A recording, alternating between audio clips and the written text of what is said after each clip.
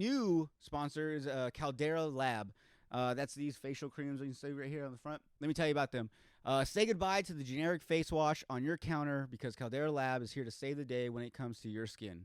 Backed by a leading clinical trial where 9 out of 10 men experience healthier and visibly improved skin, Caldera Lab has the tools to unlock your best first impression and confidence. Use code SLOB at calderalab.com for 20% off their best products. Once again, that's slob at calderalab.com for 20% off their products. Clean Slate is where you start your day. It's a balancing cleanser that uses gentle plant-based cleansing,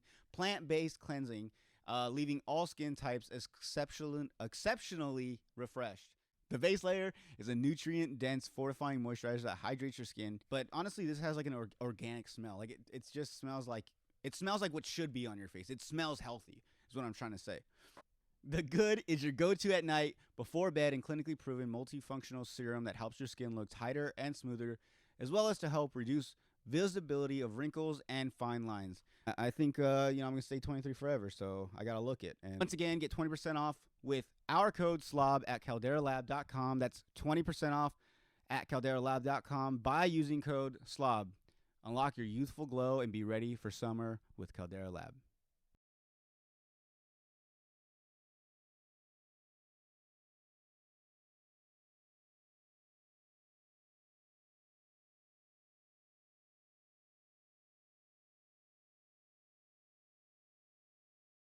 Matthew Argetsinger?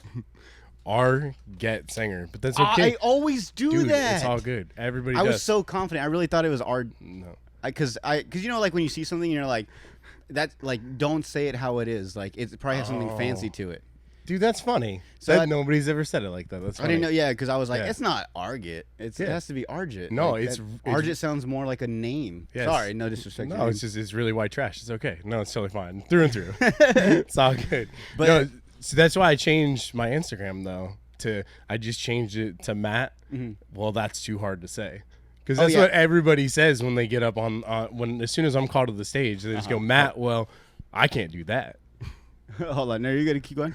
Oh, I know. I didn't know if I should say Matt or Matthew. no, I don't care. It's new, right? That's a new thing. What's that? Being called by my first name. Yeah, I get. Well, yeah. what does your girl call you? Baby, usually. Yeah, we do the one of baby those thing. people? Yeah. No, I never I didn't have say- been. I am now. Oh, really? Yeah. What would you just call them by their name before? Yeah. Or my ex-wife. I mean, just, you know what I mean? Like- You brought her up. I did it. Hold on.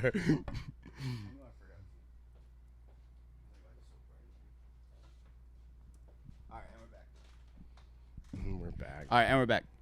No, thanks, man, for coming out. Yeah, absolutely. Thank you for having me. If we'll do a little backstory on how we all met. I had met Matt at one of the open mics at Brewers. Was it Brewers, right? Was it the first one? Yeah, that's the first one. And you had a great set that first night I saw you. And then I always just thought you were like a funny person. And then you kept coming to more and more shows. And then the more I talked to you, like behind the scenes, you were like a crazy person. I liked it. Cool. Well, hey, man. Thank you. But and I've heard like little stories here and there. But something I want to get to is I know you were in the military, correct? I was, yeah, until last August. Damn. So how many years were you in? 13 years. In the Army, right? Yeah. So Army National Guard. Okay. Yep. And that's the once a month thing?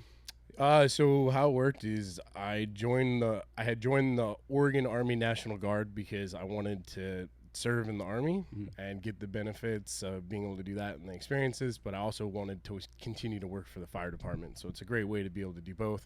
I'm a huge fan of the Guard. If used the right way, being in the National Guard is absolutely the best way to be in the military. You have the most control over your life and your own success, and you really do. I'm not even trying to come off like a recruiter, right, at all. I know you were a recruiter, No, I left too. that behind, yeah. But no, I really enjoyed it, but it was a lot different for me because for the first part of my career, I did just do the 1 week in a month, 2 weekends out of the summer.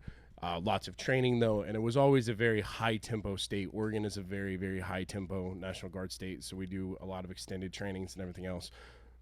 Early on in my career, I switched over to being an AGR. So I was active guard reserve, which means I was 100% active duty just like you, except for I was doing it for the guard. So instead of you going to your base for duty, I just went to an armory, like what's like right down the road over here, right? Yeah, so yeah. like you just show up, I go to an armory, I do my job, and but at the same time, it's an awful way to be in the military, right? It's extremely difficult because to whereas you had finance guy, you had a medical guy, you had a supply guy, you had all of these people, right? You were all that in one. You're all that for a National Guard unit, you know, and not only are you trying to wrangle the guy that works at Enterprise Rent-A-Car 5 days a week on the weekend, you know, you're also trying to manage all these people and do all these different Army jobs. But National Guard's the way to go. That's all I'm saying. Yeah, they got me again because so when I got out the first time, because I was active duty. Yeah. When I got out,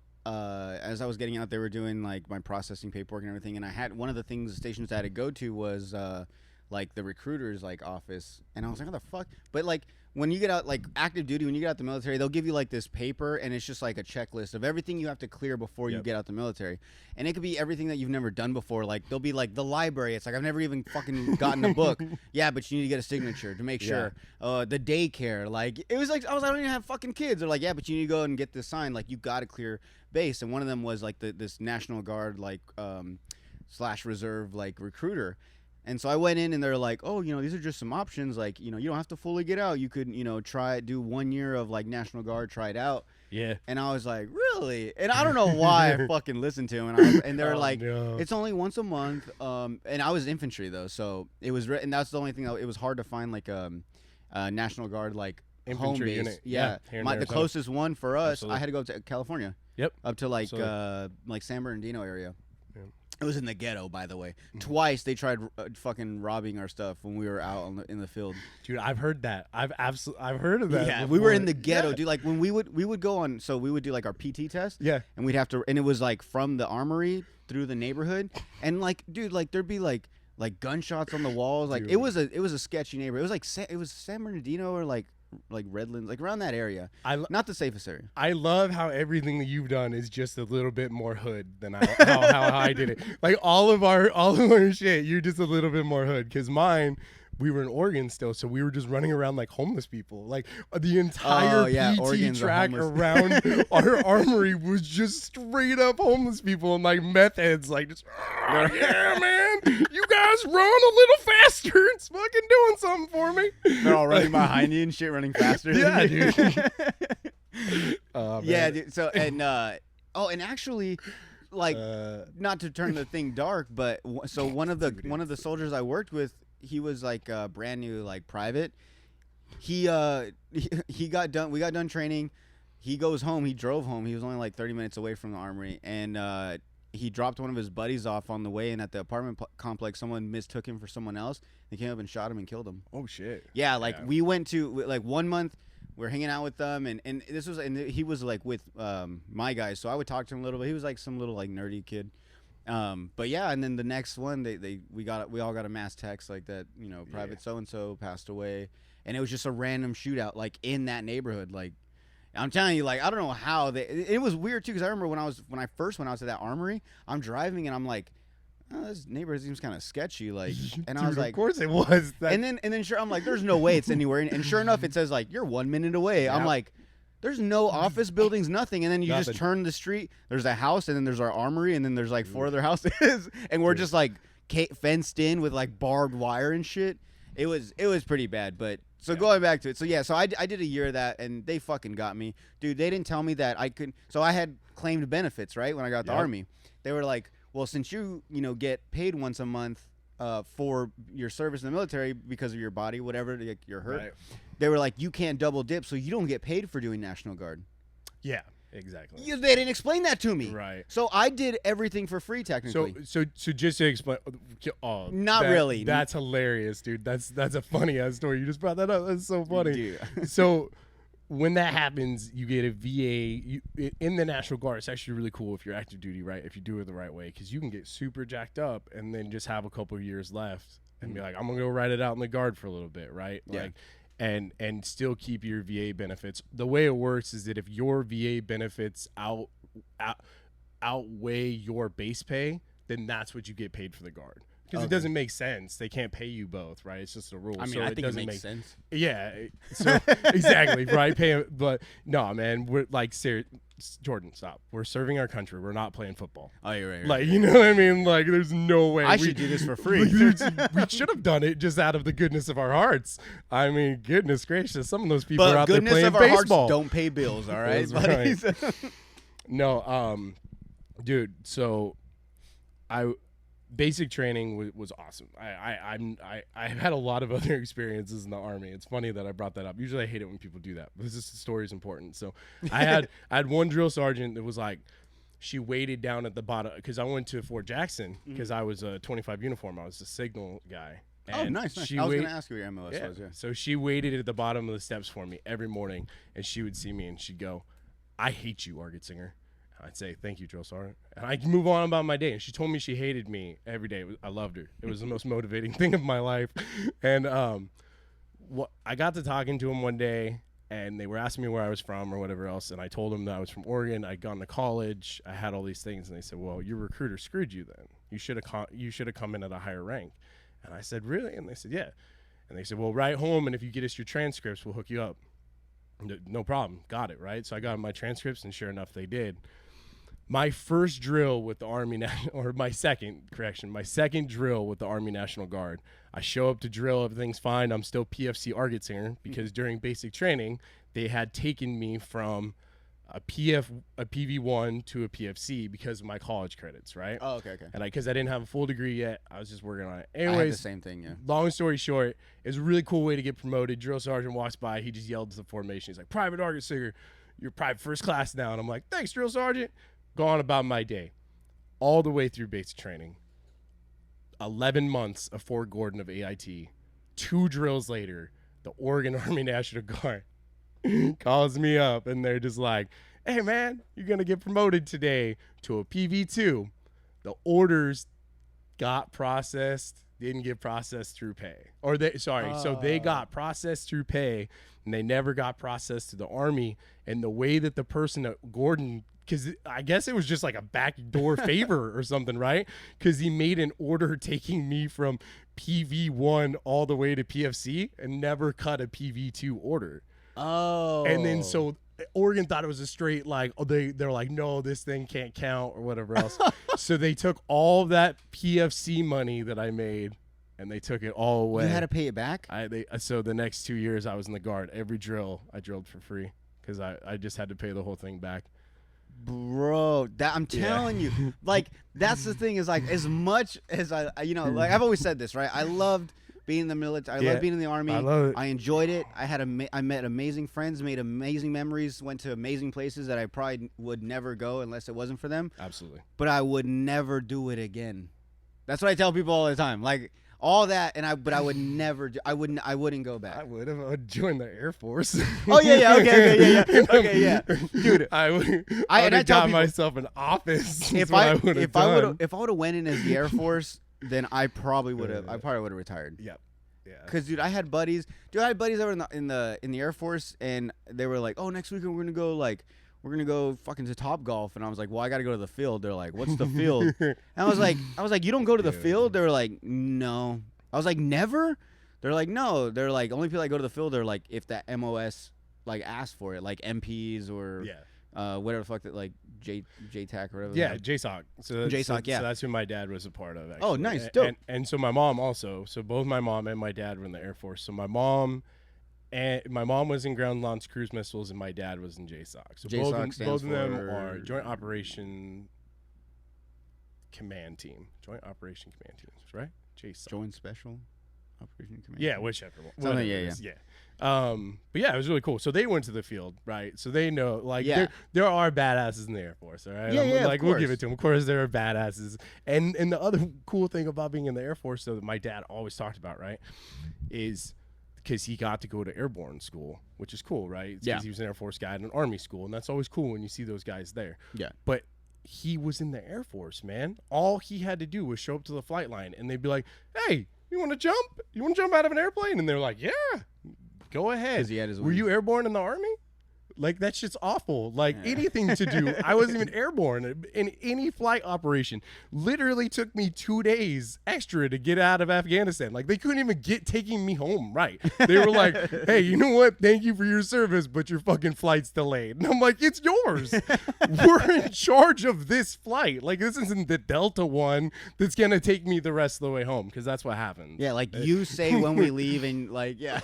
No, dude, when I was in Korea, someone on Facebook within like our company posted when they were going home, Oh, no. what flight. So, and I didn't know this was real. Like, you always hear like, oh, I can't tell you these things because, you know, the top secret, whatever, or like, you know, like I can't like I was like, okay, like I get it, some stuff, but like, so he posted it on Facebook, like on a comment, like he replied back to someone publicly, and it was like stated the time we were leaving, what flight, all this shit, where we're coming from, where we were going, and because of that, we got pushed back a whole month. Dude, they no had to way. just scramble everything. They had to cancel those plans. They had to scramble everything.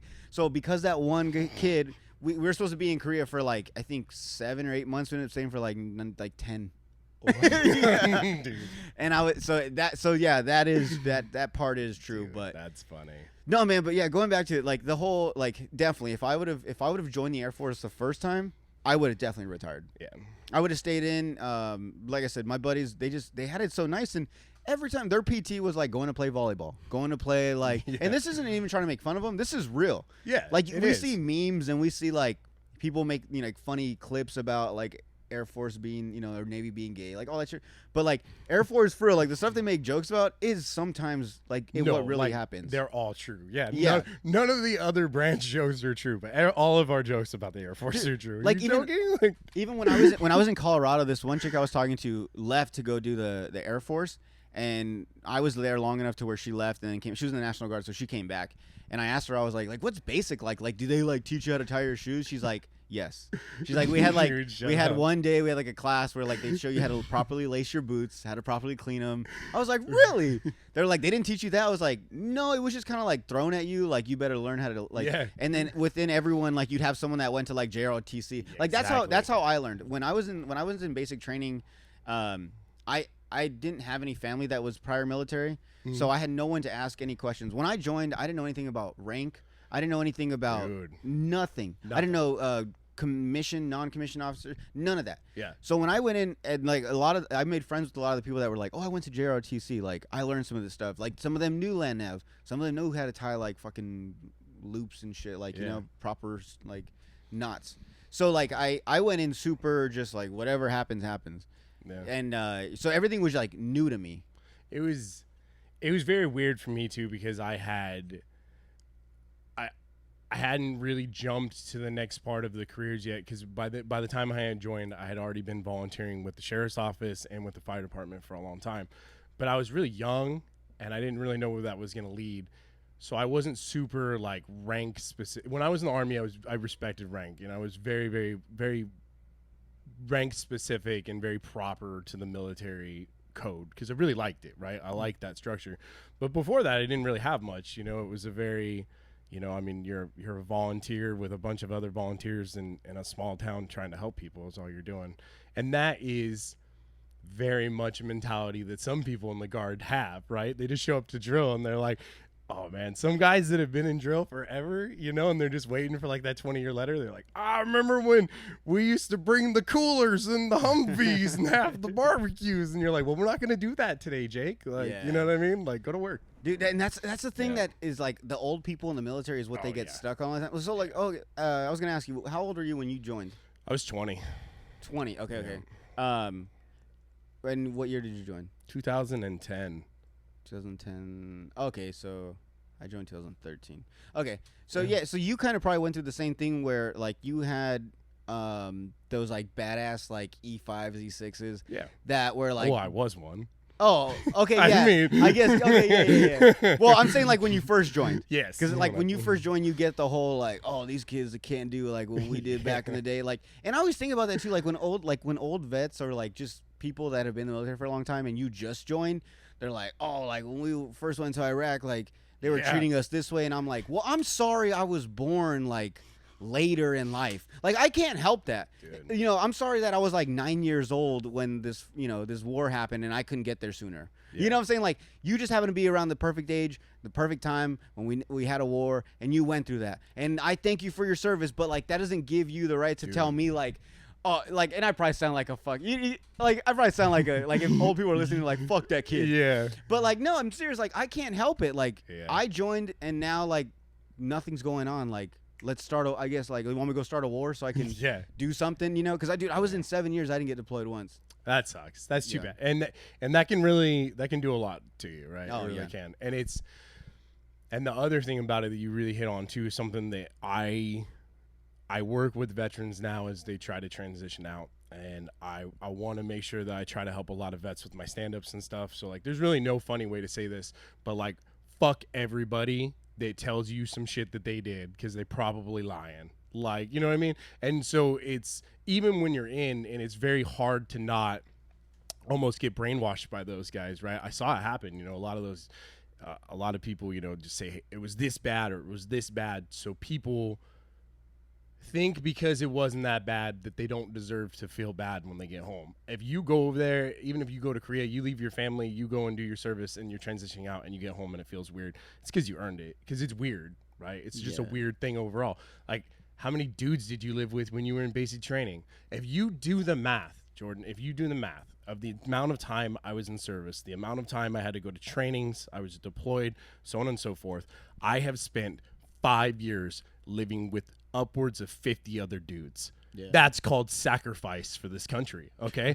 Even the worst people that date men that are super bad at are maybe going to go through like 7 on average, okay? Like, I sacrifice so much, man. That's a lot of time and a lot of naked dudes. And I'm tired, and I was really tired of it. And that can cut to the next thing of, you know, we could move on, because I hope it doesn't get too boring for anybody watching, because, you know, I know that the military stuff can, but like, you know, if you ever want to ask me again, well, why'd you get out at 13 years, or anybody wants to ask me that, you go do 5 and then come back and talk to me, and you see that many dicks, man. Like, you get tired of that many dicks. Like, no, but that really hit whenever we went to Korea, because when we went to Korea, that was the first time that everyone because like back in Texas, like back in the States, you know, some of us were married, some of us had kids, so like not everyone lived in the barracks. Yeah. So when we went to Korea for like 9 months, that was the first time that all the guys stayed in the same area. Like, I'm talking from private to like sergeant first class. We all stayed in the same barracks. So awkward. So it was weird. You ever lived with your boss? Yeah, exactly. Not only that, but like see him stumbling down the hallway drunk one night, going into people's rooms like just to like watch them play video games. Like, what the fuck is? It was so weird. But at the same time, like, Sarge is having a bad night again. Your money. You really got to know people. Like when I first got to Texas, I was like, man, these people are kind of crazy. Like, they've probably been through some shit. And then like we went to Korea, and like we all spent every fucking day together.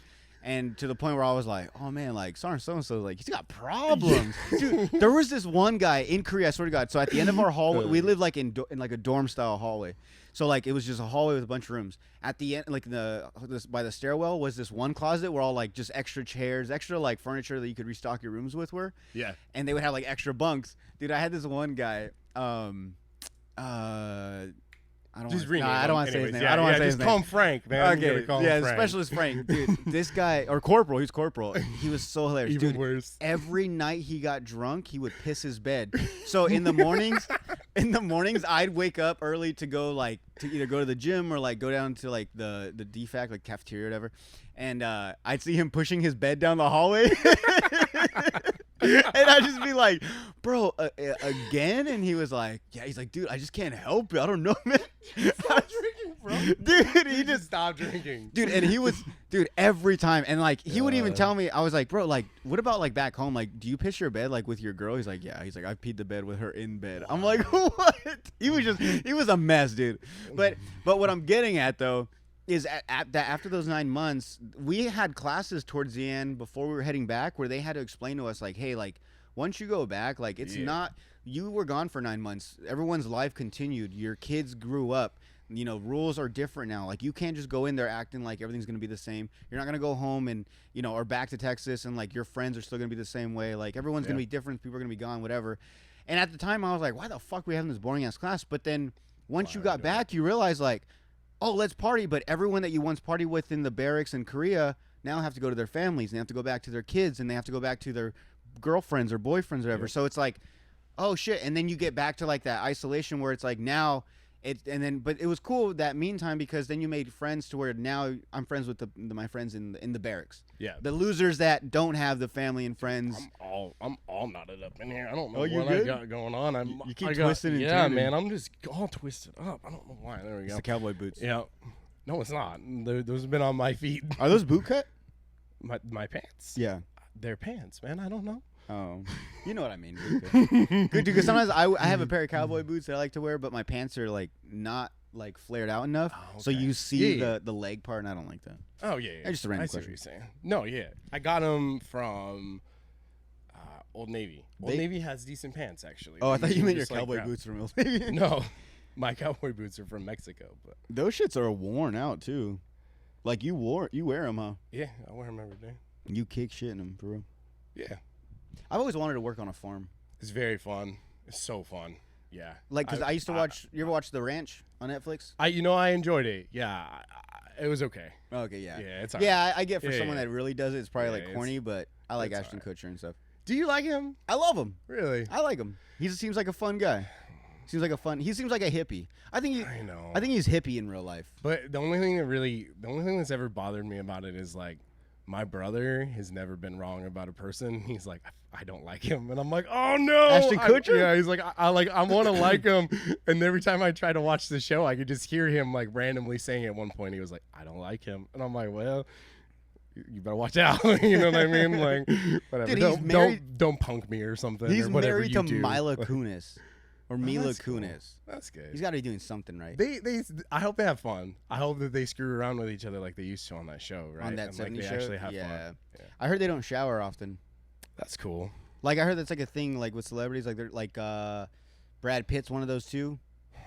Could you imagine that your life is so good that you have to make up problems? Like, I'm not hating on them, and I'm telling you, I'll work every day for the rest of my life trying to get there. I want to be as famous as them and have so many problems that I'm like, America, I'm not going to shower, and all of you are going to wonder why. Like, homeless people don't shower every day, dude. And like, and everyone's okay with it. We're not helping them? Yeah. No, I don't know. No, I hate on rich people that say they have problems. And I know everyone has problems, and I'm sorry. But, like, you have money. Money solves all the problems. I honestly do. Like, every time people say money doesn't make you happy, okay, maybe it doesn't make you 100% happy, but it definitely makes you a lot happier than when you're broke. If I may, I think the best way I found to you can say that to way people go, okay, all right, that kind of makes sense. Is you go, like, everybody says money doesn't make you happy, but I'm damn sure gonna find out myself. Like, exactly. You know what I mean? Yeah. Like, you guys can keep saying that all you want, but I'll let you know when I have it. Like, I'm gonna call you back and be like, that those 99 problems that I had that money could fix, they fixed them all. Like, now I only have one problem. One problem. Yep. And that's me. And that's that I'm the an only asshole. problem. Yeah. Like, which has really only ever been the problem. It's usually me. Hey, thank you for having me out, man. This is fun. Yeah, I needed for this. sure, man. This. I just realized I was having legitimate fun and I wasn't faking it. And then I got a little fear. Like, there's a little shit. I got a little in my body. I was like, oh no, am I allowed to have fun? That's still very new. It is. What's up, man? What's going on with your mental? What's going on? Crazy. You just been going through some shit? Yeah, man. It's been a long couple years, and getting out. I didn't plan to get out. I didn't. I got out because life changed a lot, and I'm so glad I did. Right, like getting out and just having that freedom that you were talking about, that first freedom, right? And bro, for the first time in 18 years of my life, I belong to no uniform service. Yeah, and I'm divorced. Like, you know what I mean? Like and I love my daughter. I do. I love her so much. She's just hella white. Well, no, dude, that's a good point you brought up. Is something we were talking about earlier before we started recording, was that moment when like you just realized like you were out the military, like you had no ties to anybody, like you were just like I was telling him when I got out the military, I remember like the next day I woke up and I realized like, oh, I don't have to go to like to dress up. Yeah. And then I sat up in bed and I was like, I could do whatever. I could go sell drugs. I could go work at McDonald's. I could do drugs. I could start a business. I could like kill some, like, you know what I'm saying? Like, I don't know. I couldn't kill somebody. I guess you can't do it either way. But I'm saying like there's a lot of things I just felt like I could do whatever I want right now. I can move wherever I want. I don't have to be here. I don't have to tell no one where I'm going. Like it was, and I specifically remember that day where I was just like, this is freedom. Yeah. Like the shit that they served us up before, that was not. that was faux freedom. That was a lot. That was faux freedom. Yeah. Fake. But yeah, no. But that's a good point though. Is that moment when you realize like I have no ties to anybody. Like I could just do whatever I want. Yeah, and that's also massively terrifying when you've belonged so well, right? When you like.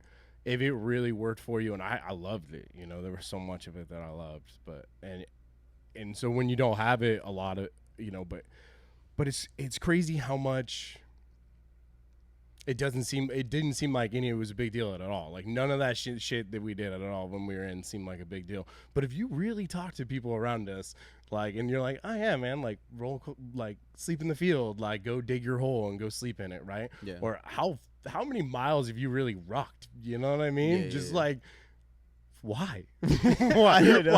Like why? I don't remember where I was, you know, with that other point. I just got distracted by the massive amount of back pain that I have because somebody was like, gotta make sure you can walk. I fought the whole war in a truck. Just so everybody knows. And you know what? If it wouldn't have been my truck, I would have stole one. I'm telling you that much right now. Yeah. I would not have been walking. I don't know, man. And the fucked up part is I probably rucked more not being deployed. Yeah, exactly. That's what I'm saying. It's like, yeah, like. Nah. Do you have any crazy deployment stories? Yeah. You ever kill anybody? No. I'm just kidding. No, I never did. Yeah, lame. I know. What a failure, man. It's like, fuck. Craziest deployment story, man. I was just like. I'm somebody that really likes to have a lot of alone time, right? I think it's really, really important that you spend time alone. And I was one night, right? And I had this like bathroom all to myself, and I locked the stall, and I hung the towel up to like cover the crack, you know. I had some lotion and stuff, and I was like, yeah, you know, I'm about to spend some alone time together. And then you just start hearing like ruckus, and the alarm starts going off and stuff. And I'm like, what the fuck? So you go, you know, and I ran back, and like right next door was my room. So I ran back like right next door, and I went and I put my body armor on, but like, and then that was it. And then I went back to the bathroom and I finished. Nice. It's like I'm not gonna go out like that. You know what I mean? Like if that's the end, yeah, that would suck. I'm not gonna die that angry. You know what I mean? Like there's no reason to go into the fight angry. So yeah, I guess that's the craziest one. I don't know. Were they attacking or anything, or was it just like a false alarm? I was just a false alarm. I think that was a helicopter crash. Actually, we had. That was a really unfortunate thing that happened a lot with the alarms over there and stuff. Is there were a lot of helicopter crashes because we were right next to the green zone, so there were a lot of like power lines and stuff like that. I guess they caused a lot of problems over there. Okay. Yeah. And where all did you get deployed, if you don't mind me asking? So I went to Kabul, Afghanistan. So I was in, which is the capital. It's just basically right there in the city. Mm-hmm. And then me and the whole Oregon Army National Guard infantry unit out of the 21162 infantry went over there, did a Guardian Angel mission, which basically means that we were assigned to protect high valued people or key leaders or something like that while we worked to help get Afghanistan going in itself. There were a lot of people from 21162 infantry that helped Afghanistan hold its very first democratic election, right? Like they did, like we were there when they did their very first election. Like obviously that means nothing, and we're all aware of that. You know what I mean? Like none of us are living the pipe dream. That like, yeah, but it was really cool to see, and there was a lot of hope when we were there. And there was actually even parts of the city where women were like going to school and everything else, and things were really getting back to normal. It was just it's just a really dangerous place, man, and it's very polluted. You know, it's an unfortunate thing. And you guys were like just pulling security for everything, or what? So we ran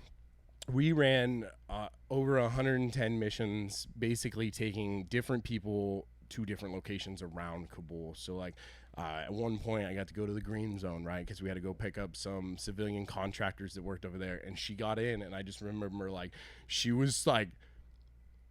got okay. So an MRAP, right? So if anybody wants to look it up, look up an MRAP. That's what it was. And so it's me and my staff sergeant M. Garner, and then our gunner, and then we go into the green zone and we go pick up these two civilians. And this lady gets in, and she is straight up hood. I mean, scared, like she is a gangster. She doesn't give a shit. I haven't seen somebody openly just like talk shit to anybody in a really long time, right? And so her dreads were huge, and she just got in the truck and she was just like, "Don't you do anything stupid, you dumbass," or something. I don't even know. Just like everything she said was hurtful, and it was just the greatest day to spend time with her because I never knew what she did, right? I don't know what her position was, and I just drove her to this meeting. And then it was this big ass building. We got to get out and got to see this huge wall that cuts all the way through Afghanistan. It's a really, really historical place, and it was really cool that we got to go see it. And then we just kind of watched the situation in case something happened. And then she got back, and then I dropped her back off. And I love to pretend that I saved the world that day. Like I do. I love to pretend like she went in there and she was like, "All right, man, like this is gonna change, right?" And they're like, "Yeah." Like she solved all the problems. And you know what I mean? And I didn't know shit. shit. I just took her there and made sure she was safe, man. So that's what I like to say I did is I met a lot of really cool people that did great things while I made sure that they were okay doing them. Yeah. So do you have a lot of buddies that you still talk to now? Dude, it's so cool. Jordan, I am one of the luckiest people when it comes to that. I have a group chat with my 2 squad leaders at the time and the 2 team leaders at the time, and we have talked to each other at least once a week, every week since we have come home. And I will tell you that it's why we're here. It's 100% as a group of men that we're here today, that we stuck together like we did. So Evan Garner is still currently in. He's a first sergeant right now. He did 4 deployments, and then Kel did 5 to include Desert Storm. Oh shit! So all combat, all Iraq and Afghanistan. Oh, okay. So the older guys, huh? Older guys. Yeah. So they were my squad leaders when we were in, and they both, it was funny actually because Garner got a hodgepodge group of people, you know what I mean? He just had to throw together as a squad. We all had different jobs, and we were all kind of, I actually volunteered to go. I volunteered to go to Afghanistan. Not only, I actually had to fight to go to. I had to try. I did. I put in effort, dude. I did. I remember like they just. It was like out of a bad movie or something, man. They just called us out back to the back of the armory for a formation, and then some guy just stood up on the hood of a truck and called roll call like he was calling who's gonna starting lineup for the football game.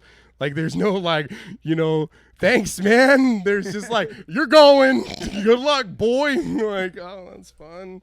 But yeah, I didn't hear my name called, and I just sat there and I looked at all these people and I said, well, no, I'm not gonna do that. And then I went to, my leadership and stuff and said, well, why am I not going? What did I do wrong? And they said, well, nothing. You just had a baby. And I said, well, that's bad timing. That's going to have to deal with later on in life.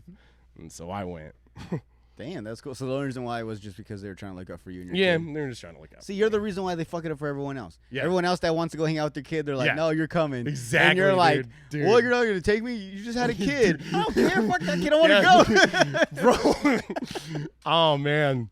Nothing like coming on your buddy's fucking podcast and getting another thing to live with on Memorial Day weekend, Oh yeah, happy Memorial Day weekend, everybody. That's just gonna jack me up a little bit more. Be like, oh yeah, there was somebody. I went in their place, man. Like they didn't have to go because like that's what it was. No, I was saying that out loud to myself. I'm like, wait, did I do that? No. Why'd you join the military? Because college sucked, man. I was so lost, and I loved the real. I loved I loved the real adrenaline. I loved actually getting to help people. I love seeing somebody for the first time, like when like lost and like down there, and I'm the only one, and I get to go down there and like save him and like put hands on that person and like actually affect somebody's life, right? Yeah. And college was not the place to do that. And in order to complete the program I was in at the time, like I would have had to have completed all these other courses. I would have been in school for 2 years before I could have ever done my paramedic, right? And then after that, I could have gone to the fire department. And then after that, I could have gone to these teams. And then after that, I could have done this. And basically, I was seeing all those things. I'm like, screw that. Like, I don't want any of this, right? I just didn't want to do any of that. And wandering through a mall one day, a National Guard recruiting sign was a beautiful red, white, and blue luminescent. And good old Chicken Fry from the Zac Brown band was playing in my ears and my headphones. And he said, "For the stars and stripes, we're going to sacrifice." And I said, "Sign me up, coach. Put me in." And then 3 days later, my dumbass was in the Army. It was a tragedy is really what happened. It's scary how fast it happens. Yeah, too. dude. It was just like, I was literally just a dumb kid listening in a mall, listening to a country song. And I opened up the door and she just did this. And she was like, "Come here." And she's like, "Would you like some lunch?" And she's like, "Are you smart?" And I'm like, "Not really." And she's like, "Nobody cares. There's 2 wars going on right now. Come on in, bud." That's halfway for an all. And in the mall of all places, that's Yeah. like the best place to get them. Mhm. The one I was in, you got to go find them. Like the mall is perfect. Everyone dude. goes to the fucking mall. Yeah, Kids exactly. go to the mall. Dude, yeah. And then we later on, you know what I mean? We competed against each other as recruiters. Like she was still in recruiting when I got in recruiting as Damn. a staff sergeant. She was a master sergeant by then. Oh, So shit. I was competing against her whole team, and it was really funny. I don't. Looking back on it now, right? There are certain parts of your life where you're just like, "Oh my God, I just got through that." Like I didn't take anything away from it, and I could have even affected things around me, and I never would have known just because I didn't take anything away from it because I was just getting through it. And I think that's where she was at the time when she enlisted me, because there were a lot of times I would like run into her and be like, "Hey," just blank stare, like she didn't even remember who I was at all. Oh shit. Yeah, and which makes sense though, you know. Outside looking in, everything from today, from sitting here, makes perfect sense. Like absolutely perfect sense. Like every terrible, hard, fun, great, whatever thing all makes perfect sense this Memorial Day weekend. Last Memorial Day weekend, I was just another one of us. That was very, very close. You know what I mean? To just saying I've done enough and I want to leave. And that's how I've always looked at it, right? But it's crazy how much looking back on it helps though.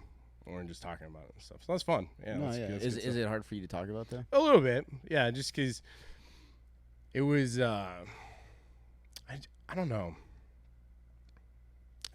Because I'm going through a lot, I guess, you know what I mean? And on paper, like, I'm hella broke, you know, and I'm super divorced, and, like, you know what I mean? Like, I have a great relationship with my daughter, and I get to see her every other week, right? And she lives right down the road from me. All that is fine. It's just the massive amount of, there's been a lot of changes, life changes, you know, a lot of people dying, which is really annoying, right? Like that's a weird thing. Up until I think probably the past like 3 years, I've never really lost anybody outside of the job. Like nobody else has died outside of the job, and it was completely different because there's always a purpose, you always have a badge, you always have a flag. Like there's an absolute purpose to why that happened, and that's what you're there for. But when it's not, you know, it's just been really weird. And so, yeah, and then just, I couldn't do it again. I guess that's what kind of scares me about it. Like I couldn't go back to being that person again. I'm very clumsy and silly, and I'd like to think that I'm a little funny, every once in a while, you know what I mean? But when I was I was very, I wasn't any of those things, you know what I mean? I really shut myself down to do what I had to do for so long, and that's why I'm done, right? Yeah. Because now from here on out, I'm just gonna. I want to tell dick jokes and maybe smoke a little weed. You know what I mean? Like, That's what it comes down to. Yeah, we all just want to smoke a little weed. It's like, dude, part of one of the jobs that I held at the unit was I had to be the retention NCO. So one of my jobs was I had to try and get people to stay in the military, and I remember just sitting there across from him, and I'm like, hey, man, stay in. You have no idea what you're doing. We need you. You're really making a difference. You, Jordan, you're going to make a difference. And next year, everything's going to be different. And now just looking back at it, I'm like, that person just wanted a beard and to smoke some weed. And if I would have just let them out for like 6 months on their own and then went back and got them, I would have been far more successful. I should have just been like, oh yeah, man, like take a little while off, like enjoy your mom's basement for a few minutes and then come back and talk to me, all right? Because he would have come back anyways. Yeah. But yeah. No, that's actually a good point. Because that was my thing when I first joined. I did my 3 years, and it came quick. Like before I knew it, like at my 2.5 mark, they were like, "Oh, you got to go in the office. They're gonna talk to retention, talk about joining or getting out." And I'm like, "Oh shit!" And it happened so quick that I was like, I'm not ready to get out, but I don't really want to stay in. But I was way more scared that, okay, well, if I get out, what am I gonna do? Like the whole plan was get at least like an associate's while I'm in. Get out and go try to be like a highway patrol. That's what I wanted to do, CHP. Oh, yeah. And so I was like, well, I haven't even got my associates yet. So I re-enlisted again. But then at that point, so I went, little fun fact, I went to basic training twice. Oh, cool. Yeah. The first time I went to Missouri. That's so stupid, Jordan. This is the stupidest thing I've ever. There's no logical reason why that needed to happen. When you hear that, you're like, how the fuck does that even happen? But when I explain it, you're like, okay. So when I first joined, I joined as a cook, right? Yeah. Active duty. I went to Fort Lee, Missouri. Fort Lee. No, not Fort Lee. I don't know. It's somewhere in Missouri. I can't remember the fucking name of it. So I go to basic training there. Do my 3 years, whatever, and I was like, I really thought the military was gonna be more like, combat stuff, and they're like, and like I said, I knew nothing about the military. Yeah. So they were like, it sounds like you want to do something like infantry, and I was like, fuck it, and I was like, I'll do that. So then I re-enlisted, I reclassed, and I was like, sent you to the AAT part of basic training? No. So for a little, also side note, so any other MOS. You do what? Like, how many months is it for basic training before you go to AIT? It's 11 weeks before basic training. So you do 11 weeks of basic training, then you graduate basic training. Then from there, depending what your MOS is, you go to a different military base and you learn specifically your job. Your job. That's normally what people in the military do. What I did when I went to infantry is we have OSET, which is, I can't remember the name, like what it stands for, but it's pretty much like we do basic training and our drill sergeants that are basic training with us. Yeah. After we graduate, we don't technically graduate basic training. We just get out of that phase. Yeah. Then we go into, because we have red, white, blue, and then we have black and gold phase. Black and gold phase is technically our AIT, but we stay there. We don't go nowhere. AIT is the same drill sergeants as the ones that were before. Yeah. So that's a little bit harder to break up because they can't find like a middle point to get us in. So we get to Fort Benning, Georgia. Yeah. And there's like 5 or 6 of us, and we're all reclassing infantry. Yeah. So we go up, and then they're like, okay, like we can't really find a class. Like this one's about to graduate. This one's in the middle. This one. And so like the main thing was they needed us to get our qualifications. So they were trying to get us in before those qualifications started. So they were like, oh, okay, we found one. So we get there. We go up to, we meet the first sergeant, we meet the company commander, we meet, and they're all talking to us cool because we're prior service. Yeah, exactly. We're not, basic training, so they're like, all right, guys, like this is what's gonna happen.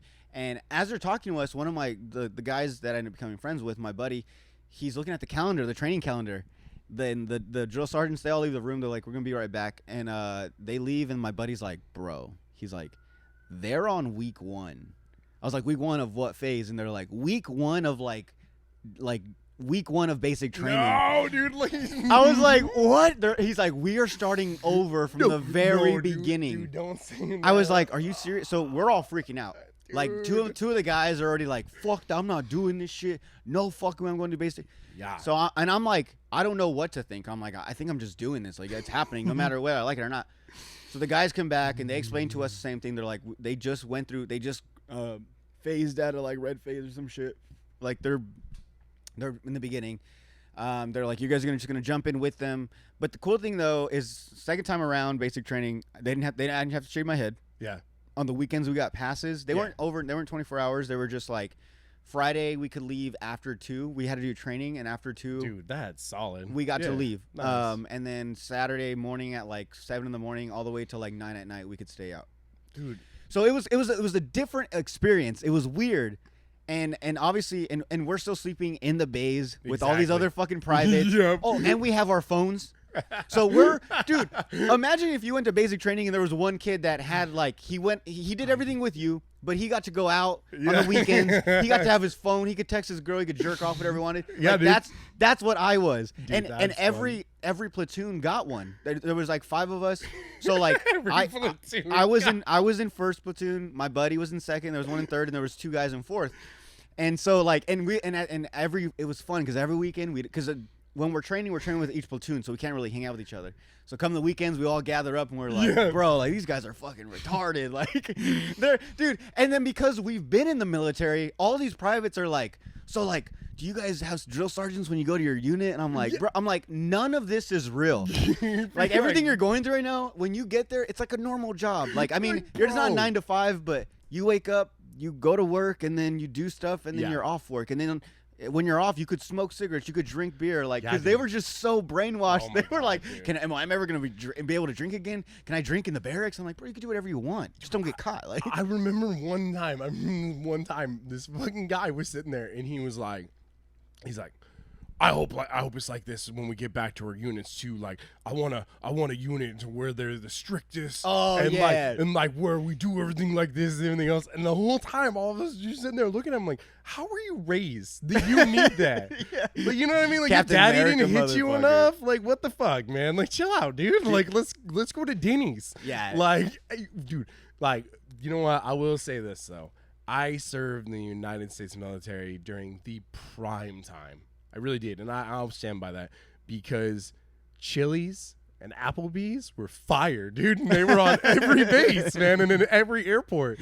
Like now they both suck. You can't eat them anymore. I was always super like embarrassed to ask for like a military discount, and like I hated going like.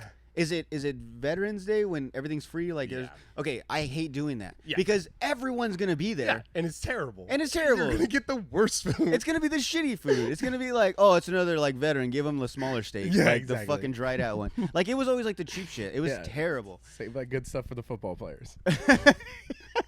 and the paramedics. Fuck that. Fucking ambulance and cops and shit. I was actually just talking to one of my buddies that was a firefighter, and he was, I don't know if you've seen this recently, but there was like the New York Fire Department, the NYPD had like a hockey game. Oh, cool. It's like a once a year thing they do, and it's like a big thing, and like actual firefighters, actual police, like they play hockey. But this season or this game that they had, all they did was fight the whole time. There was like 8 fights or some shit.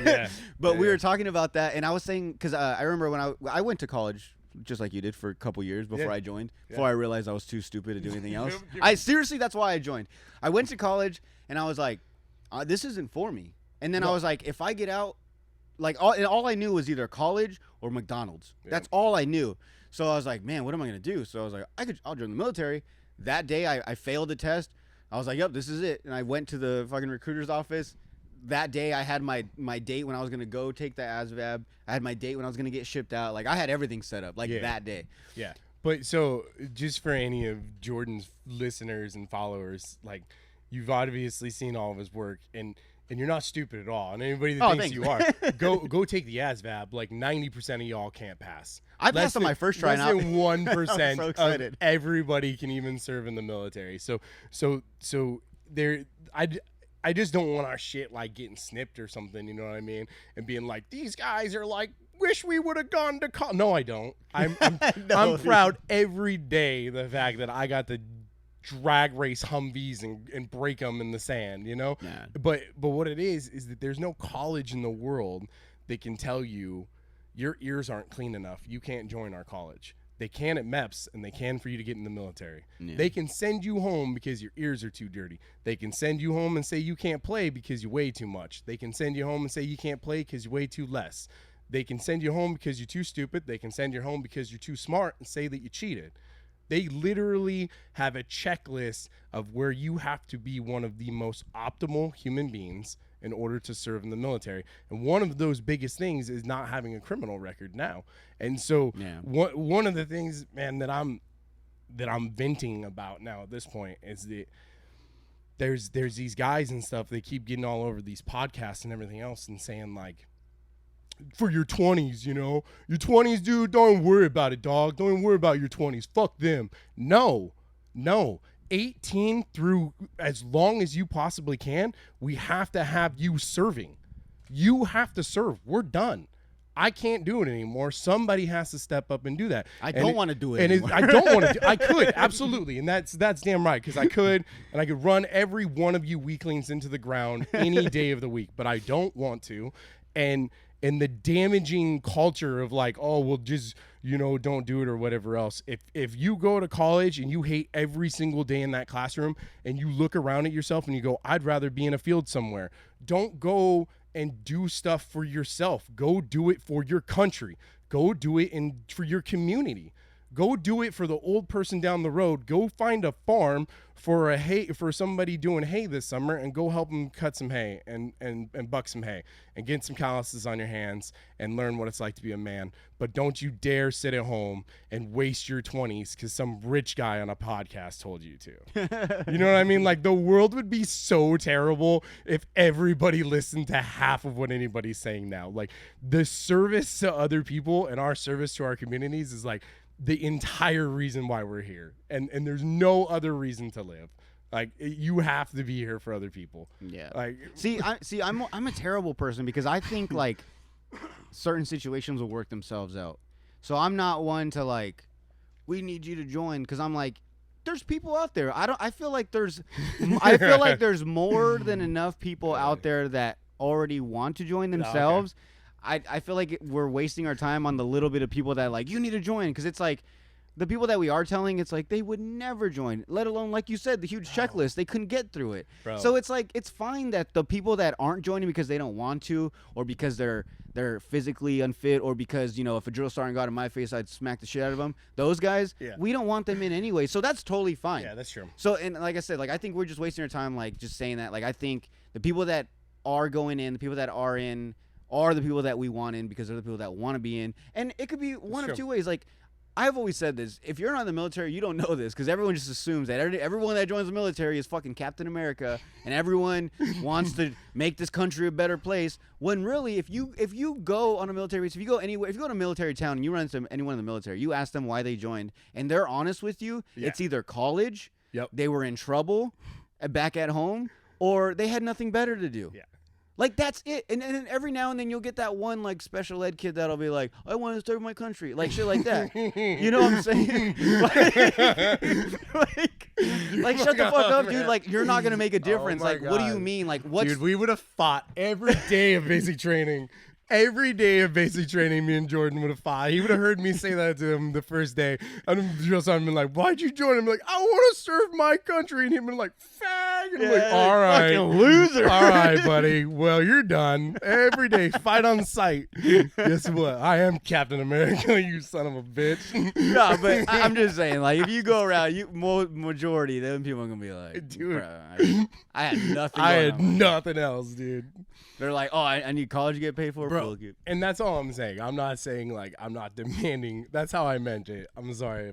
No, I'm in a weird mood, right? And I come off a little You're having too fun. much You're like having fun. Sometimes, like, you're not used to it. But all I'm saying, though, is that when you're young, like, don't think like I'm too young to accomplish anything great. Go and do the super hard things of life. Go and do things to where your physicality and your young strength and your young ability to just go, okay, yeah, I'll go do that for you, boss. Like, you have to have that, because it's not just some guy that only did that. You know what I mean? Like, I've worked my way up through every rank that there was. My first job, I worked at a small gym, and I did nothing but clean, and I was a janitor.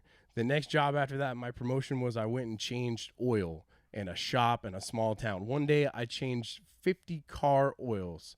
in a bay. I just sat in a bay all day long and changed oil on 50 cars that came through there. The promotion from that was to work to the tire side on the other side. And then I went and did tires for the next 2 years. All the time I was volunteering for the sheriff's office and for the fire department, and I was going to college.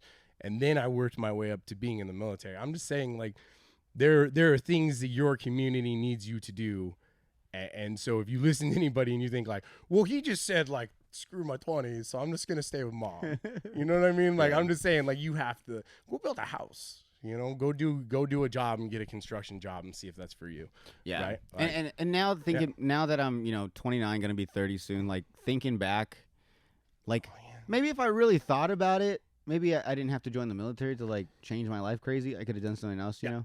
And I just wish I would have thought about that. But like, once again, it's something that in the moment I was like, I have to do this. For some reason, I feel like I have to do this.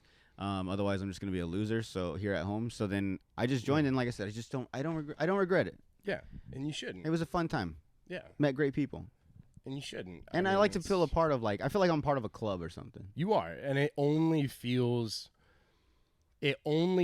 unimportant or unmagnificent because you're around so many other people that did it. We live in a military town. We've always been around military people and everything else. But like, and it would have been the same thing if you would have gotten out and you would have joined CHP. But like, if you're in a room full of you and when this blows up and you make it big, right? And you're in that room full of you and 700 other podcast people, you're going to be one of the 3 veterans in the room. Yeah. There's always that. Yeah. You know what I mean? So like when we go to other places, the idea of what we did looks a lot bigger. You know what I mean? Like it really does. It starts to look a lot cooler once you get out and start to see it. Yeah. I don't know. I've also always been one of those people that when I got out, I wasn't really big into just letting people know that, hey, I was in the military. Yeah. Like I don't know, and I've met people like that where, like, as soon as you meet them, you know right away. Like, either they tell you or they somehow sneak in a story or something. Like, you know, and but I don't know if that's like a good thing or a bad thing. And it's not that I'm ashamed to say that I was in the military. I just don't like. I don't like telling people that and then them being like, so like, what do you want me to do for you? Like, you know what I'm saying? Yes. Why are you telling me? Right. Like, do you want me to say like, thank you for your service? Like, what's the point? So like. I always get that, and I'm just like too in my head, but I start thinking that, and I'm like, I don't know if maybe people are gonna think that about me. Maybe they're gonna think that they have to, you know.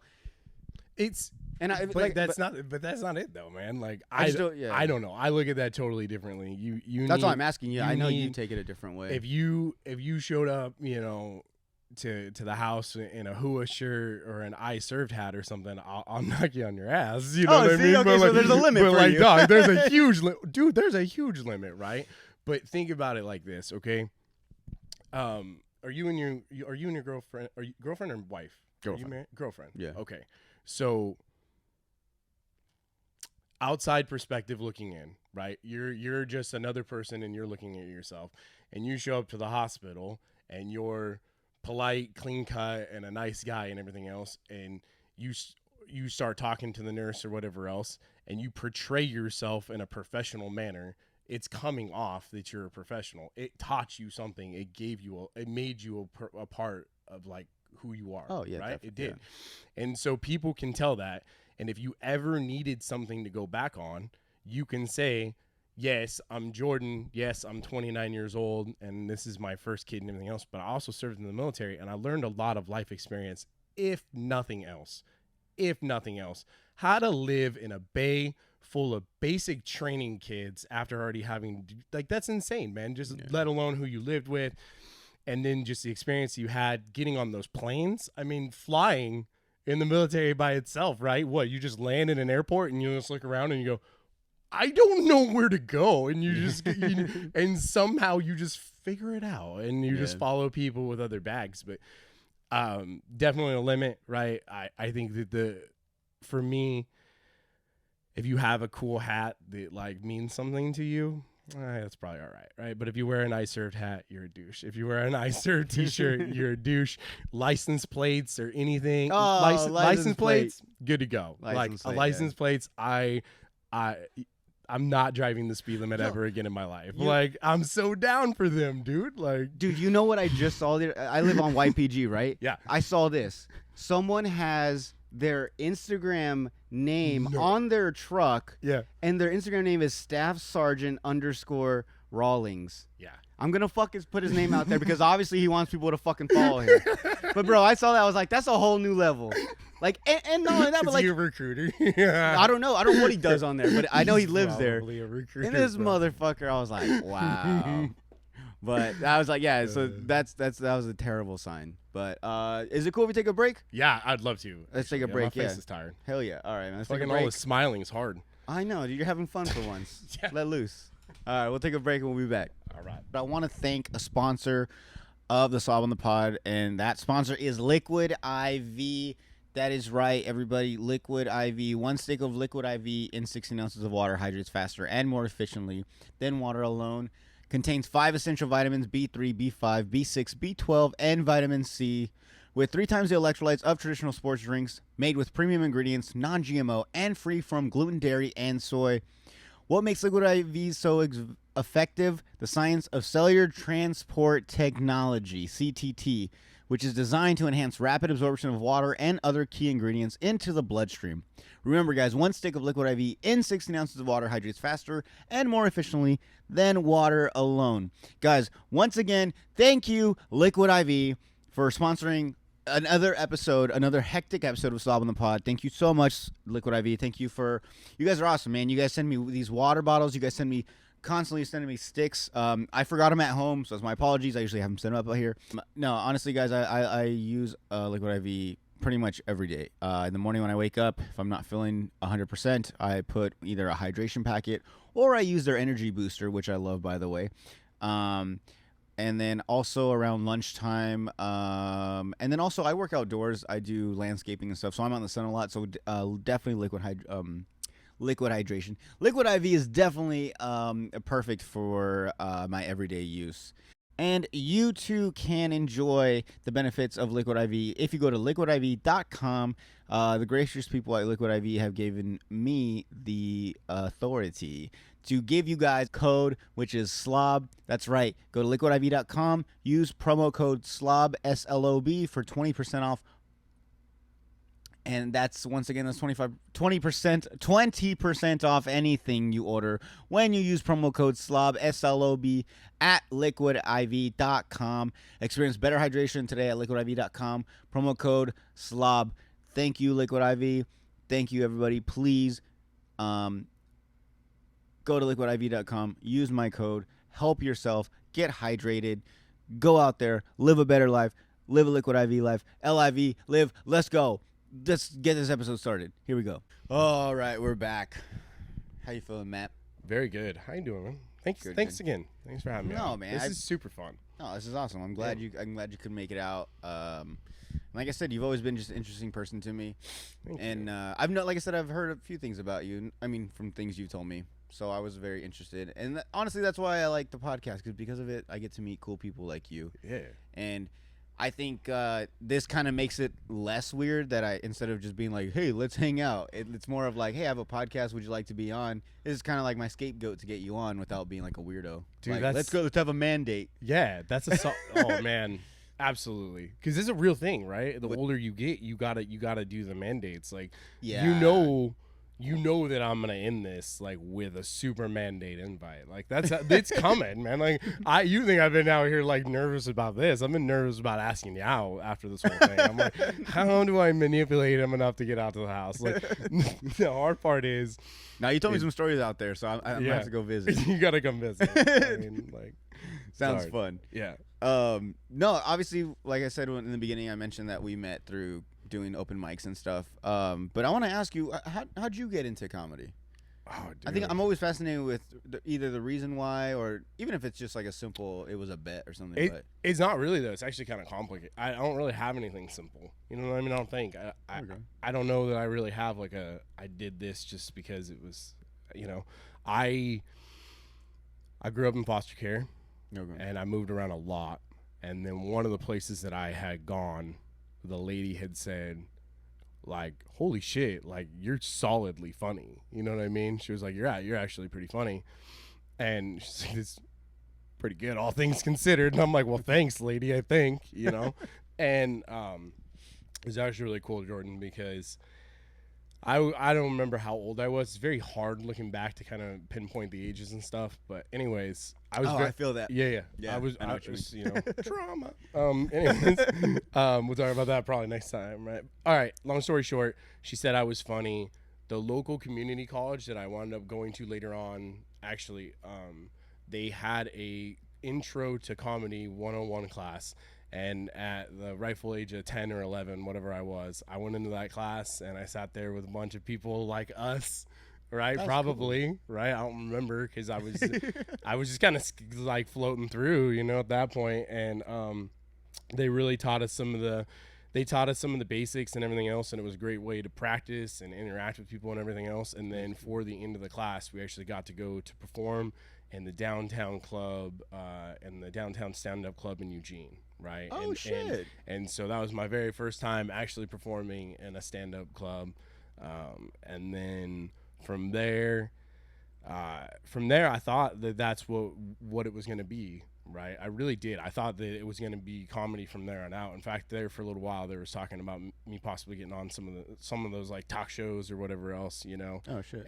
And them trying to set that up. And then things went very weird, right, as they can in that kind of environment. And then it kind of kept getting more strange until I really landed with my parents. And then after that, that's when just the public service bug, I guess, kind of bit me from there on out. And so the funny went away. And that's how I got into it. And now I'm back into it because right before my dad died, one of the things he told me is he's like, don't ever change. And then like a couple of days later, crying in my bathtub, God said to me, he was like, put down your guns and tell jokes, which is really terrible because I'm not even funny. You know what I mean? And I'm a great shot. So Yeah. I don't really know where to go from that. No, I'm just kidding. Anyways, that's how I'm back into it. Damn, that's Yeah. cool. That's Yeah. that's awesome that you went to a college where they had a class. Like I know they do like colleges do like dance or like performing arts, Yeah, but like dude. a specific like stand up like Yeah. comedy.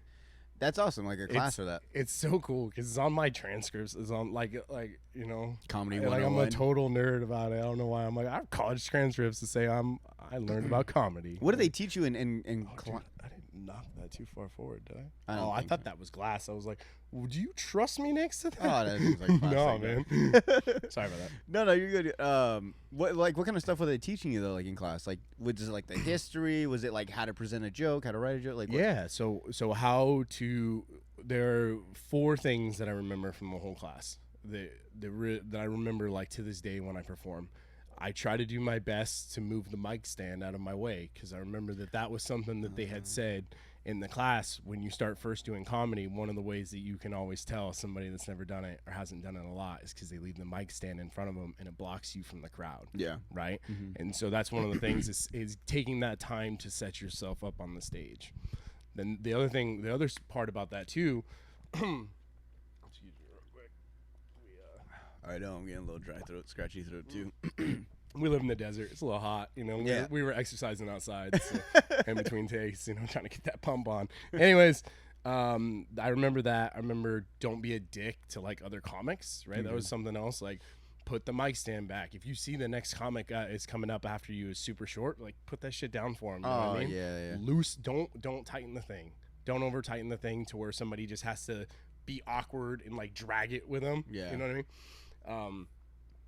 Circling back. Okay, so that was one of the things is to sometime during your set, you need to identify a joke that you know is going to do the best. Mm-hmm. Okay, and you can have 2 or 3, and then you can depend it off on an audience. That's usually what I like to do.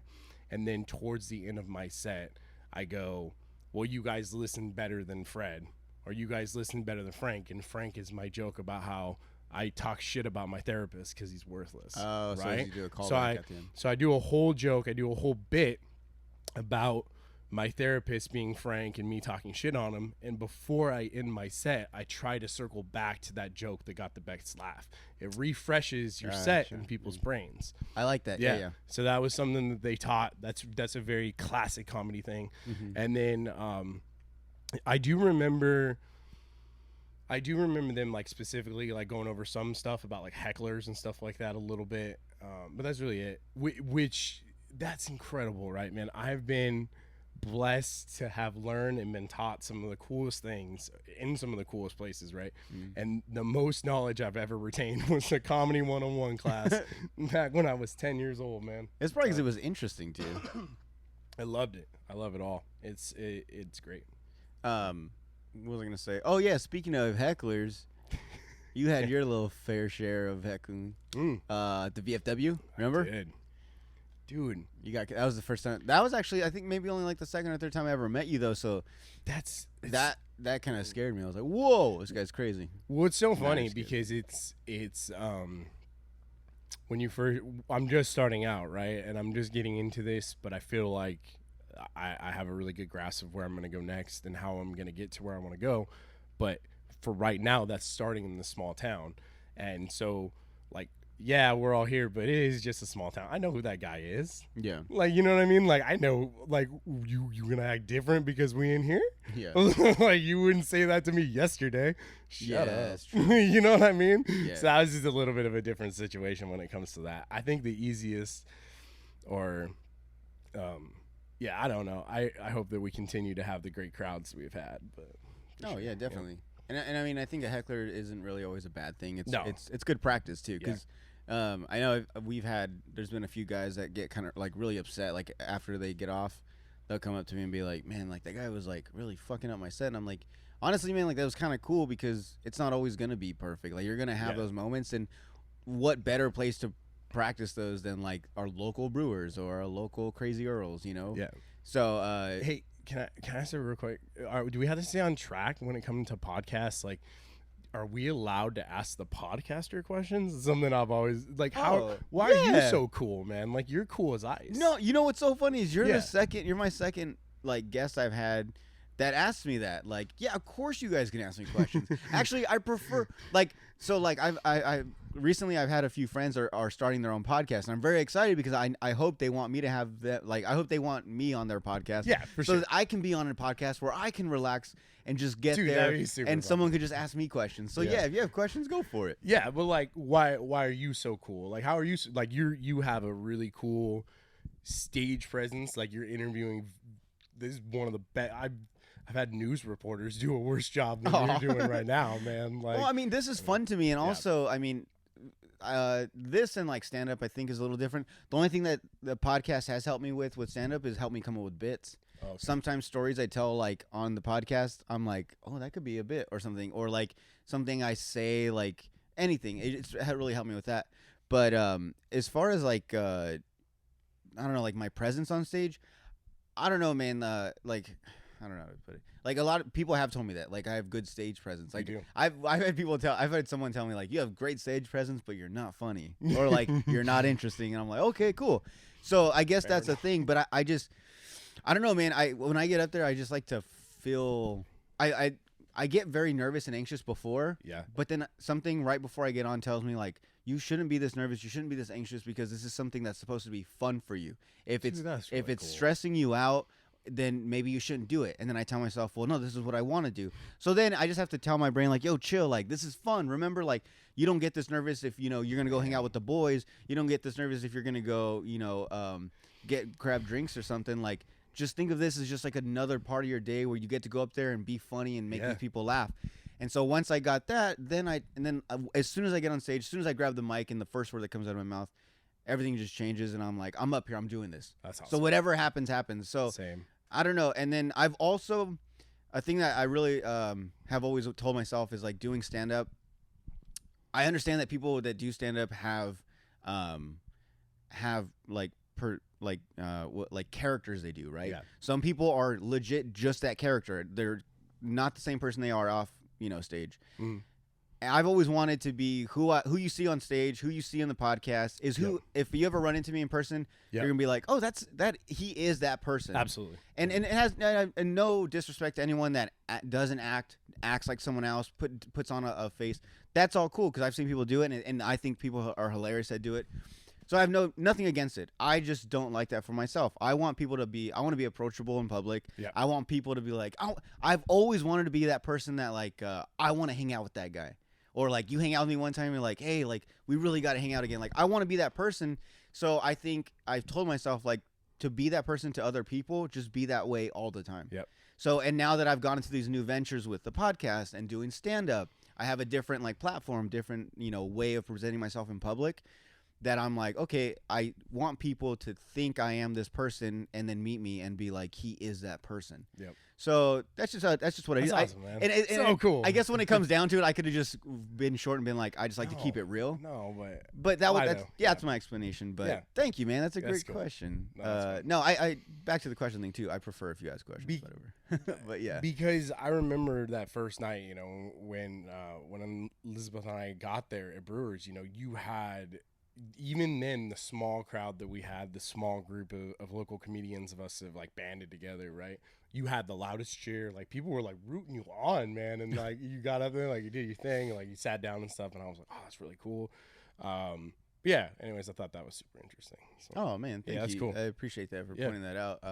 But yeah, like, and then also another thing too is just it really helps that we have these like brewers and like smaller rooms because I like to get there and I like to make the room known about me already, so by the time I get up there on stage, it's not like I'm performing to like and the cool thing about Brewers is when you get there, you come enough times to they know Matt, they know the cowboy hat, so they see you. So by the time you get up there, all the comics know who you are.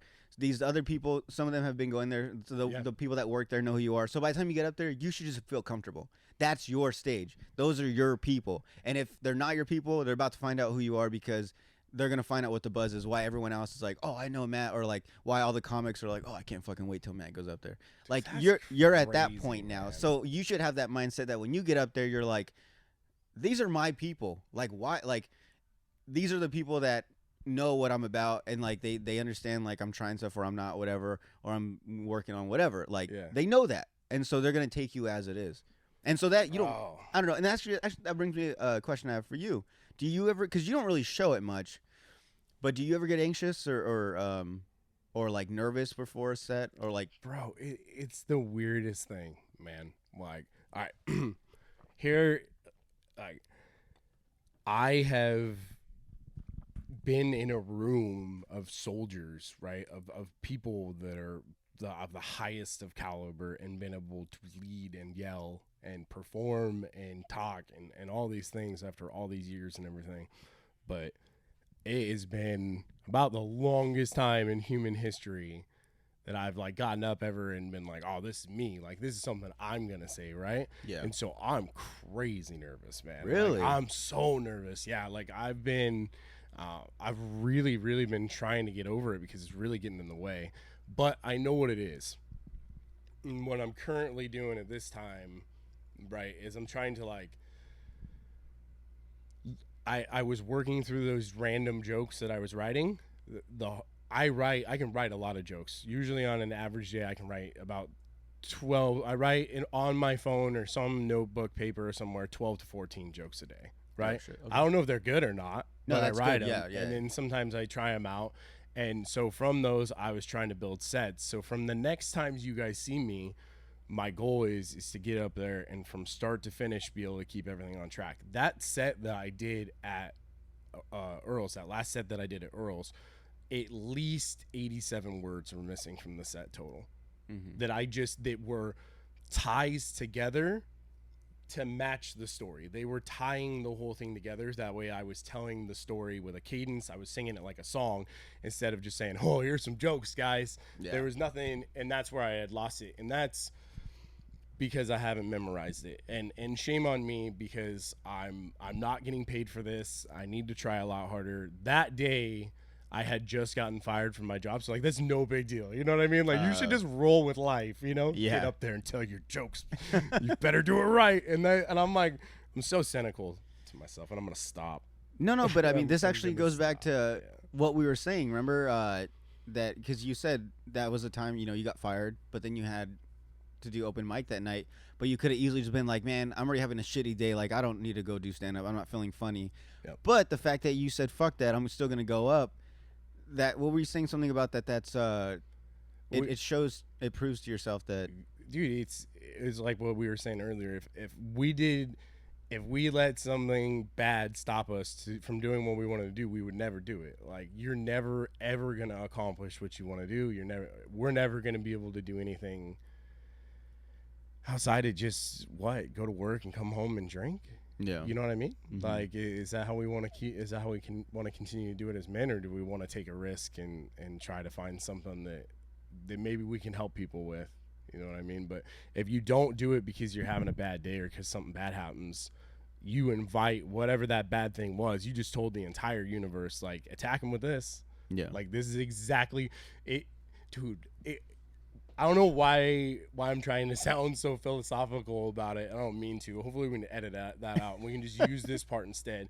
Do you remember when you were around the kid and they were like, please don't make fun of my tiny nose. It makes me so uncomfortable. Like, bitch, all I'm going to talk about is your tiny nose. Yeah. I'm going to torture you for every day for the rest. Why'd you tell me, man? Yeah, I Why didn't would even you notice. ever open your mouth? And I feel the exact same way about saying negative shit out in the universe, or saying that I can't do something, or letting something stop me, right? Yeah. If there's something I want to do, then I think that we should just go do it. Oh, yeah. What's your goal with comedy? All the way to the freaking top. Really? Hell yeah. I'm glad to hear that. So right now the things are, is these open mics and everything are great because you get to perform on all these different sets and you get to go around to all these different people and really have a great set good to go. And bro, there's so many options, dude. There's so many options that we could do, man. I mean, like, we could be comedians on a cruise ship somewhere. You know what I mean? Like, yeah, there is so many. And so I will do nothing from this day forward but radio, comedy, and TV. I mean, it's just been such a dream, and it literally makes me so excited to think about it. And that's awesome, dude. And you know what's great, man? And you'd asked me earlier about being nervous and stuff. Again, though, like, it's super cool to be nervous, to care enough again to be nervous about something. Yeah. Right? To be like, oh my God, I care about this so much that I'm worried if a room full of strangers is going to worry about it. Like, yeah, that's solid. That's something I want to do. So. Yeah, that's something too I never understood when people were always like, like, you're nervous. Like, that's good. That shows that there's something that's like really matters to you. And I never understood that because then I was like, that, but that doesn't make sense. Like, Like if I'm so nervous, like, it matters to me. Like, if I liked it so much, why am I nervous? Why is this affecting me in a negative way? Yeah. Like, if this is something I want to do so bad, shouldn't I be excited? Shouldn't, like, and sometimes I have to think, am I anxious, or am I nervous? Or am I anxious that I want to hurry up and get on stage and say, like, whenever we go, and I'm just waiting for them to call my name. Like, I don't know if I'm nervous or it's just that the anxiousness is building up in me where I'm like, I just want to hurt. Like, I know what I want to say. Yeah. I think it's gonna be good. I think this part's gonna be funny. I just want them to call my name already. So then that on top of, like, oh, but then what if it's not funny? What if they don't laugh at the point they're supposed to? What if I bomb? So, like, all that. So then, like, I'm fighting myself back and forth between, like, I want to get up there, but I'm like, what if I fuck up when I get up there? So then I don't know. I have my own little battles in my head, but for the most part, and then you're sober, right? Yeah. Yeah. See, so, like, for me, sometimes, like, I'll to relax, I'll go and get, like, a beer. Yeah. Like, before the show starts or something. But I noticed, though, that I don't write my jokes from just a beer guy, and I damn sure don't write my jokes from just a 2-beer guy, because that's a completely different guy than just be alive. Like, just be alive and just do this right now. So I noticed that made a difference for me when I got up on stage trying to do these really lighthearted jokes and stuff, and then that one beer was reminding me of all the other beers, which reminds you of all the other beer things and all that, Yeah. And it kind of makes you, it kind of brings you down a little bit. So that's interesting. But yeah. Maybe try it without it next time and see how it goes. Oh no, yeah, I've done both. I get there and I just get, like, sober. I've done ones where I'm just high. I've done ones where I've never done, like, drunk. At most I'll have, like, 2 beers just to get a nice buzz to feel, like, relaxed, or, like, sometimes just one to take on stage. that's not the right crowd for me to be talking drunk in front of. I would hurt somebody's feelings. You know what I mean? Like, it would not go over well. What was I gonna say? Oh yeah. Why the cowboy hat? Is that just your thing? Oh man, Nothing wrong with it. No, that's great. I love it. So I worked on between those years though. I worked on a ranch in Oregon, right down the hill from where I worked. The old rancher's name was Dale. Wound up being like a father figure to me, and just meant the world to me. And his son was actually was the strength and conditioning coach at the college that I went to also. So I got to see him, and it was this full circle, like, small town thing.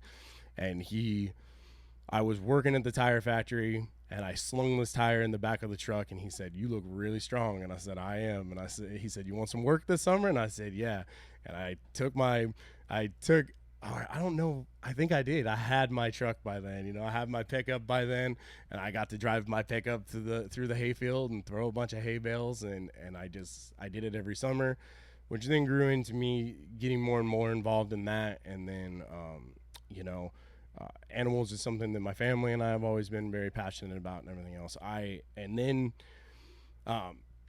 There's a way of life, there's a whole way of life about it, like I'm a steel horse cowboy, and so was my father, and so was my grandpa, and everything else, and that's the way we're gonna go. And there's a lot of people that don't have it or can't own it anymore, and but I am, and where the road takes me, I'm gonna go, and that's just it.